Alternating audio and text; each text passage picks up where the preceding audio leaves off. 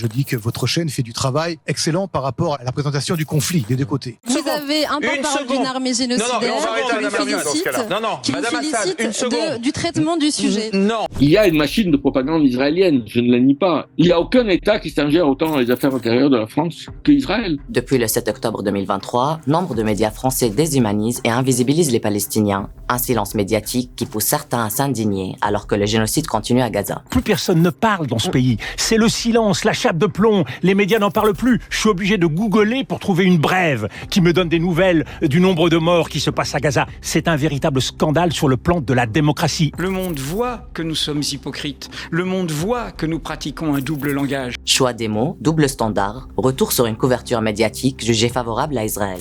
Il y a eu des génocides au XXe siècle, il n'y a pas de génocide à Gaza. On est pays civilisé. Et Israël n'est pas un pays terroriste. Combien On voit surtout qu'il y a un soutien du monde arabe au Hamas. Oui. Je fais mon métier, là, si vous permettez. Oui, moi aussi. Vos propos me troublent.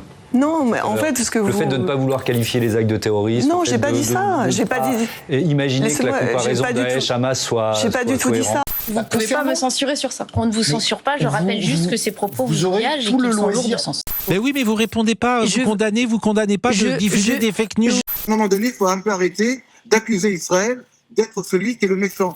Le méchant, c'est le Hamas. Ce qui se passe à Gaza est le plus grand massacre depuis le début du XXIe siècle. On a tué 2% de la population.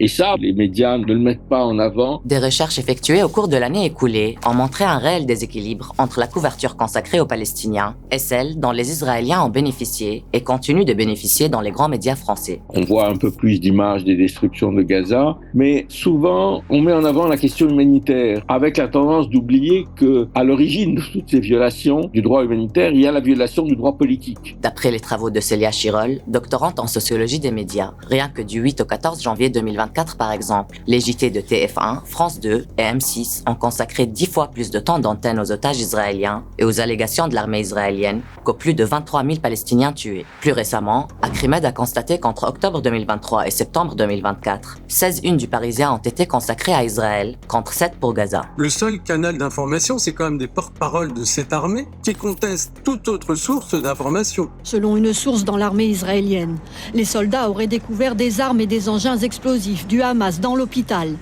Dans le même temps, Tsahal veut montrer qu'elle ne cible pas les civils.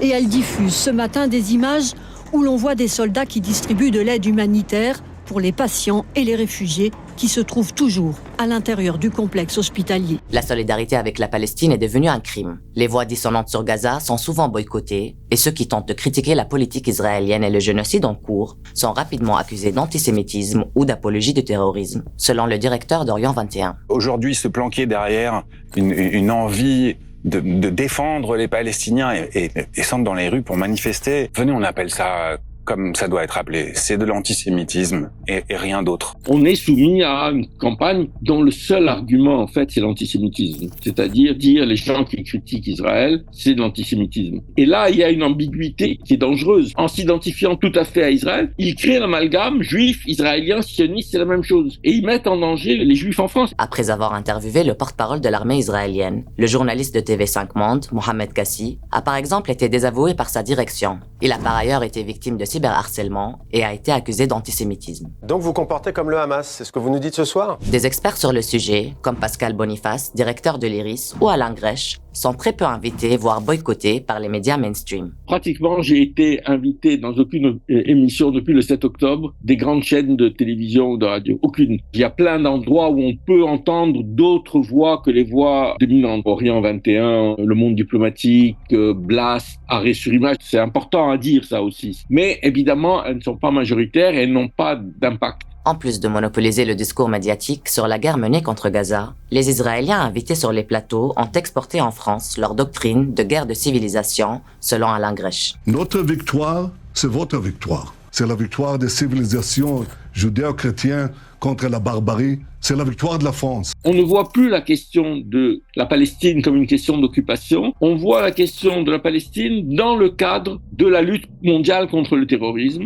C'est une conception qui a été développée par Benjamin Netanyahou, mais qu'il a réussi à imposer. Et l'idée qu'on est aujourd'hui dans une guerre de civilisation entre le monde judéo-chrétien et le monde musulman. Nous sommes une armée d'un État démocratique face au fascisme islamiste intégré le plus horrible. Si l'islam est une menace en France, il y a l'idée qu'Israël est notre allié parce qu'il lutte contre cette menace là-bas. Et ça, c'est réellement quelque chose qui a imprégné les politiques et la couverture, je dirais, idéologique que la France donne à Israël est totale. En moins d'un an, plus de 130 journalistes ont été tués par les forces israéliennes dans la bande de Gaza et d'autres risquent toujours leur vie pour informer le monde. Pourtant, pendant que leur voix et leur sort sont ignorés, Israël continue d'interdire aux médias étrangers de se rendre sur le terrain. On est le seul journal français qui a un correspondant à Gaza. Et une des choses qui m'a frappé dès le début, et c'est vraiment la mentalité coloniale. C'est-à-dire, en gros, l'a priori des journalistes français, c'est que les journalistes israéliens qui sont là-bas disent la vérité et que les journalistes arabes, ils mentent. Mais je crois qu'il y a cet a priori, alors qu'il faut le dire, la plupart des journalistes israéliens sont des propagandistes. Les Palestiniens, depuis 1950, ont expliqué qu'il y avait eu des expulsions de masse. Et en Occident, personne ne les a cru. Il a fallu que ce soit des historiens israéliens qui disent oui, c'est vrai, pour que les historiens français et les journalistes français disent ah oui, c'est vrai, quoi. Il y a quand même ce que j'appelle une vision coloniale, l'idée que il y a que nous qui sont les blancs qui disons la vérité. C'est quand même un génocide qui se déroule sous nos yeux, en direct, filmé par les victimes et pour lequel on ne s'émeut pas. Un grand nombre de médias occidentaux, qui devraient éduquer et informer, échouent à leur devoir démocratique, d'après le journaliste Alain Grech. Certains, comme la doctorante palestinienne Yara Hawari, les accusent même de complicité de génocide. Craig Moucheber, avocat spécialisé en droit humain et ancien haut fonctionnaire de l'ONU, estime que ces médias pourraient et devraient rendre des comptes dans leur couverture du génocide à Gaza. Depuis 50 ans, 60 ans, 70 ans, toutes les résolutions des Nations Unies qui reconnaissent le droit des Palestiniens à leur État, à l'autodétermination sont violées. C'est ça qui est à l'origine de la violence et c'est ça que les médias de masse ne voient pas ou ne disent pas.